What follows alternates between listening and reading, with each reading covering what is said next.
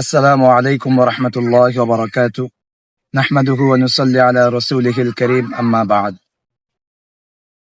প্রিয় মুসলিম ভাই ও বোনেরা, আজকে আপনাদের সামনে আমি একটি গুরুত্বপূর্ণ বিষয় নিয়ে আলোচনা করব। সেটি হলো ইসলামে আমাদের মা বোনদের ইসলাম কি মর্যাদা দিয়েছে, সেটি আমি কোরআন ও হাদিসের আলোকে আপনাদের সামনে বিশ্লেষণ করার চেষ্টা করব ইনশাআল্লাহ।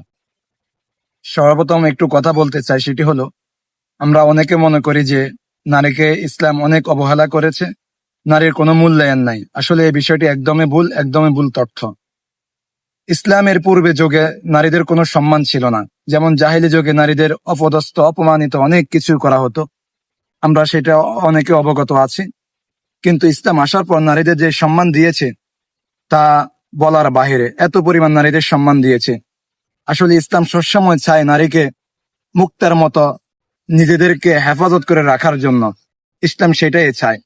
কিন্তু আফসোস আর পরিতাপের বিষয়, সমাজে কিছু মানুষ রয়েছে যারা নারীদের পক্ষ নিয়ে তারা মূলত নারীদের কোনো পক্ষপাতিত্ব করে না, অথচ তারা নিজেদেরকে নারীদের পক্ষপাতিত্ব বলে দাবি করেন। তারা নারীদেরকে রাস্তায় নামাতে চায়। তারা সেই স্বর্ণ মুদ্রার মতো সংরক্ষিত নারীদেরকে তারা মানুষের সামনে তুলে ধরতে চায়। এর দ্বারা নারীদের সম্মান হানি হয়। আমি আজকে আপনাদের সামনে কোরআন ও হাদিসের আলোকে কয়েকটি পয়েন্ট তুলে ধরবো। 1 নম্বর, নারীকে আল্লাহ তাআলা সৃষ্টি করার ক্ষেত্রে পুরুষের মতো সমান অধিকার দিয়েছে। আল্লাহ তাআলা কোরআনে কারিমে ইরশাদ করেন, ইয়া আইয়ুহান নাসু তাকু রাব্বাকুমুল্লাযী খালাকাকুম মিন নাফসিন ওয়াহিদা। আল্লাহ তাআলা বলেন, হে মানুষ, আমি তোমাদের মধ্য থেকে পুরুষ এবং মহিলা সকলকে একে নফস থেকে সৃষ্টি করেছি। তাহলে এই দৃষ্টিকোণ থেকে দেখা যাচ্ছে যে আল্লাহ তাআলা সকলকে একটি রূহ থেকে সৃষ্টি করেছে, নারী পুরুষ সকলকে। দ্বিতীয়ত, আল্লাহ তাআলা নেক আমলের প্রতিদানের ক্ষেত্রে নারীদেরকে সমান অধিকার দিয়েছেন। আল্লাহ তাআলা বলেন, মান আমিলা সালিহান ফালিনাফসি মান আমিলা সালিহান মিন যাকারিন আও উনসা ওয়া হুয়া মুমিনুন ফালানুহইয়ান্নাহু হায়াতান তাইয়্যিবা। আল্লাহ তাআলা বলেন, নারী পুরুষ যারাই নেক আমল করবে তারাই মুমিন এবং তারা উত্তম প্রতিদান পাবে। তাহলে প্রতিদানের ক্ষেত্রে নারীকে আল্লাহ তাআলা অধিকার দিয়েছেন। তৃতীয় নম্বর হচ্ছে, সম্পদের ক্ষেত্রে আল্লাহ তাআলা নারীদেরকে অধিকার দিয়েছেন। আল্লাহ তাআলা বলেন, লিররিজালি নাসীবুম মিম্মা তারাকাল ওয়ালিদানি ওয়াল আকরাবুন ওয়ালিন নিসা।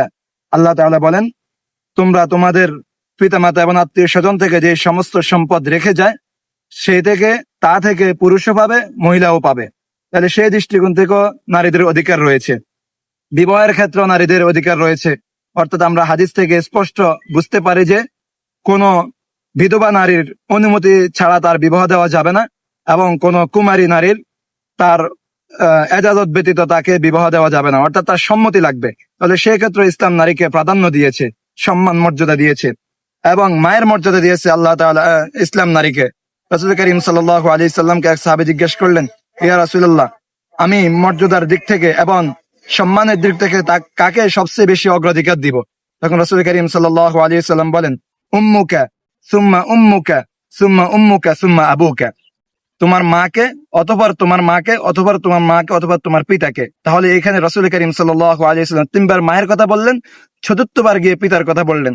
তাহলে বোঝা যাচ্ছে যে আল্লাহ তাআলা এবং ইসলাম এবং রাসূল করিম সাল্লাল্লাহু আলাইহি সাল্লাম নারীদের কেমন সম্মান দিয়েছেন। এবং নারীদের সাথে উত্তম আচরণ করার কথা বলা হয়েছে হাদিস শরীফে। রাসূল করিম সাল্লাল্লাহু আলাইহি সাল্লাম ইরশাদ করেন, খায়রুকুম লিআহলিহি ওয়া আনা খায়রুকুম লিআহলি। তোমরা তোমাদের নারীদের সাথে উত্তম আচরণ করো, আর আমি আমার পরিবারের নারীদের সাথে উত্তম আচরণ করি। এরকম ভাবে নারীদেরকে শিক্ষার ক্ষেত্রেও আল্লাহ তাআলা এবং রাসূল করিম সাল্লাল্লাহু আলাইহি সাল্লাম এবং ইসলাম সেই অধিকার দিয়েছেন। রাসূল করিম সাল্লাল্লাহু আলাইহি সাল্লাম হাদিস শরীফে ইরশাদ করেন, তালাবুল ইলমি ফারিদাতুন আলা কুল্লি মুসলিমিন ওয়া মুসলিমা। দ্বীনি ইলম শিক্ষা করা প্রত্যেক মুসলিম নারী এবং পুরুষদের জন্য ফরজ। তাহলে এর দ্বারা বোঝা যাচ্ছে যে এই জ্ঞান অর্জনের ক্ষেত্রে আল্লাহ তাআলা এবং ইসলাম নারীকে সম্মান দিয়েছেন, মর্যাদা দিয়েছেন। সুতরাং যারা আজকে বলে যে নারীদেরকে ইসলাম অবহেলা করেছে, নারীদের অধিকার দেয় নাই, এ কথা সম্পূর্ণ ভুল। আল্লাহ তাআলা আমাদেরকে সঠিক বিষয়গুলো বুঝার তৌফিক দান করেন এবং বিতর্কিত বিষয়গুলো থেকে আল্লাহ তাআলা আমাদেরকে হেফাজত করেন। আসসালামু আলাইকুম ওয়া রাহমাতুল্লাহি ওয়া বারাকাতুহু।